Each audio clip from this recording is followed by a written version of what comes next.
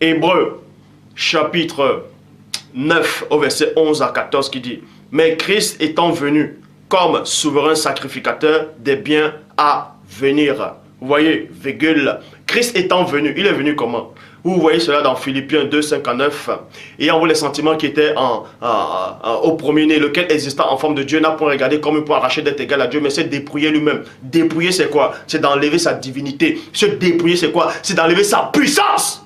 C'est dépouiller lui-même en prenant une forme de serviteur, en devenant semblable aux hommes, ayant paru comme un simple homme. Donc, Christ étant venu, il est venu avec la chair et le sang. Il l'os. Donc, Christ était à 100% humain sur la terre. Vous voyez? Ayant passé par le tabernacle, plus grand et plus parfait, il n'a point été fait de main d'homme, c'est-à-dire qu'il n'a point été de cette création, c'est-à-dire de ce monde créé, de cette création. Il est entré une fois pour toutes dans le sanctuaire, non pas avec le sang de bouc ou des taurillons, vous voyez, ou des taurillons. Dans d'autres versions, on dit veau, on dit chèvre. Les taurillons, c'est petit taureau. Bon. Mais avec son propre sang. Point. Je m'arrête d'abord dans ce point, j'entre en profondeur. Plein de gens qui n'ont aucune connaissance, aucune notion, qui se disent pasteur, révérend, bishop, apôtre, qui se disent homme de Dieu inspiré, viennent raconter des hérésies en disant, vous voyez, ce verset dit ici, là, que Christ est entré dans le ciel avec son propre sang, et là-bas, là, il a son propre sang à purifier. N'importe quoi. Ça, c'est pas ce que ce verset dit. Le verset dit plutôt que Christ est venu. Il est mort. Il a versé son sang sur la terre. Et plus tard, il est reparti, il est entré dans ce sanctuaire. Est-ce que vous comprenez? On va mieux vous expliquer. Car, bon, je répète, c'est ainsi qu'il a obtenu une rédemption éternelle.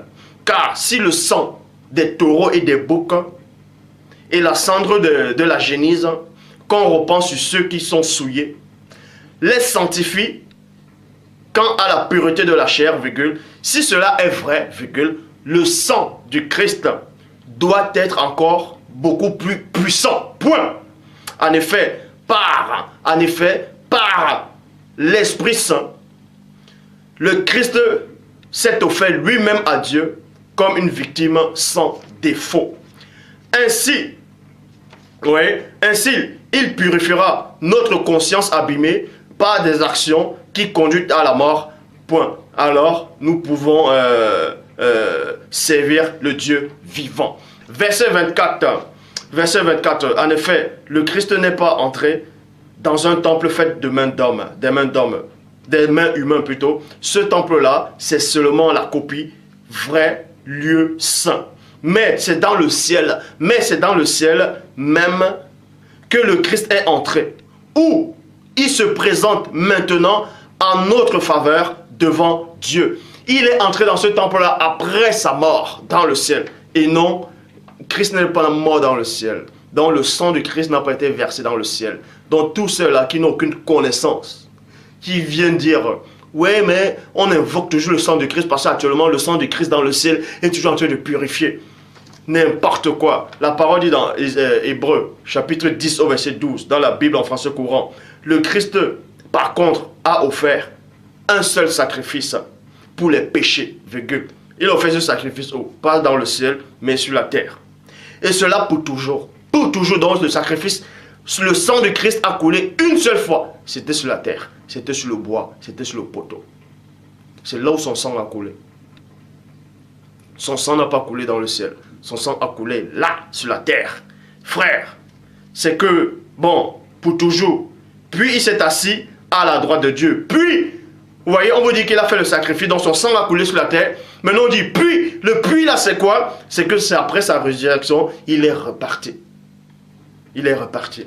C'est pour ça qu'il est dit dans 1 Corinthiens, donc pour tous ces amateurs qui invoquent le sang de Christ, vous êtes fous. Je dis bien vous êtes fous. Vous avez perdu la tête. Vous pouvez peut-être penser une injure, vous êtes devenu fou. C'est la folie en fait. C'est le démon que vous invoquez. Vous êtes des cannibales. Vous êtes des vampires spirituels. Vous avez perdu la raison. Les chromosomes spirituels. Donc, tous ceux qui invoquent le sang du Christ pour vous purifier, pour purifier vos maisons, vous êtes une abomination devant Dieu. Je dis encore, Christ dans le ciel n'a pas le sang. Est-ce que vous comprenez? Christ n'a pas le sang dans le ciel. Parce qu'il est dit dans 1 Corinthiens, chapitre 15, verset 50, dans la Bible du Semeur, 1 Corinthiens 15, 50, dans la Bible du Semeur, ce que je dis, frère, c'est que nos corps de chair et de sang ne peuvent accéder au royaume de Dieu. Mais comment vous allez me dire que Christ accède au royaume de Dieu avec son corps physique, et son corps physique, il y a le sang, et vous invoquez encore ce sang-là pour que ce sang puisse vous purifier, alors que Paul vient de dire le contraire, que la chair physique et le sang ne peuvent pas aller dans le royaume du Père. Donc Christ vient violer cette loi-là, alors que Paul y parlait, selon la Bible, par le Saint-Esprit. Le Saint-Esprit, qui est l'Esprit de vérité, va se contredire, il va contredire Christ, ou Christ va contredire le Saint-Esprit. Réfléchissez quand vous venez invoquer du n'importe quoi. Réfléchissez. Dans la Bible, parole de vie, ce qui est fait de chair et de sang ne peuvent pas participer au royaume de Dieu. Bible du Semeur, comme je viens de lire, c'est que nos corps de chair et de sang ne peuvent accéder au royaume de Dieu. Romains 10, verset 13, dit quoi? Quiconque invoquera le nom du Seigneur sera sauvé, et non quiconque invoquera le sang. Vous voyez? Quiconque invoquera le nom et non le sang. Hébreux, chapitre 12, verset 24, dans la Bible du Semeur. On vous dit quoi? Vous vous êtes approchés de Christ, virgule, le médiateur d'une nouvelle,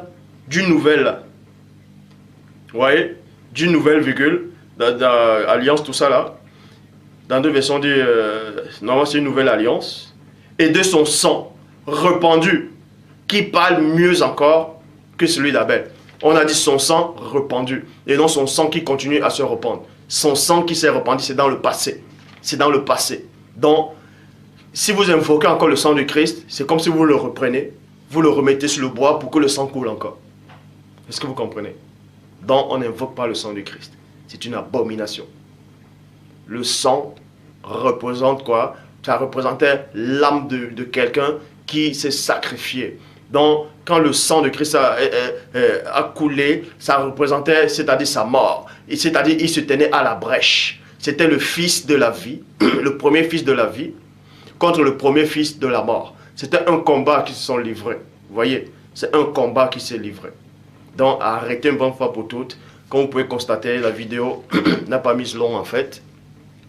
C'était juste un petit aperçu pour vous montrer en fait le pourquoi Christ, pourquoi c'est lui qui est venu. Christ est venu parce que c'est un être spirituel. Étant être spirituel, il a fallu qu'il descende parce que c'est un être spirituel qui a fait en sorte que le péché vienne dans le monde. Et cet être spirituel, connu sous le nom de l'ancien jadis chérubin 1, a possédé un corps, c'est-à-dire un corps physique fait de chair, de sang et d'os, de sang. C'est pour ça que le fils du Père, c'est-à-dire l'un des fils du Père, le premier-né, aussi est descendu, il a aussi pris un corps. Ça, c'est la logique. Maintenant, Satan étant le premier-né de la mort, il a fallu que le premier-né de la vie vienne l'affronter. C'est pour ça que c'est le Christ lui-même qui est venu. Et son sang a coulé une seule fois, et son sang ne coule plus. Donc, tous ceux qui invoquent le sang de Christ, vous êtes une abomination devant Dieu. Vous êtes une abomination devant Dieu. Je dis bien une abomination. Quiconque invoquera le nom du Seigneur sera sauvé, et non quiconque invoquera le sang. C'est fini. Il a versé son sang une seule fois. Donc, arrêtez une bonne fois pour toutes d'invoquer le sang. Mais vous ne savez même pas ce que vous invoquez. Vous ne savez rien.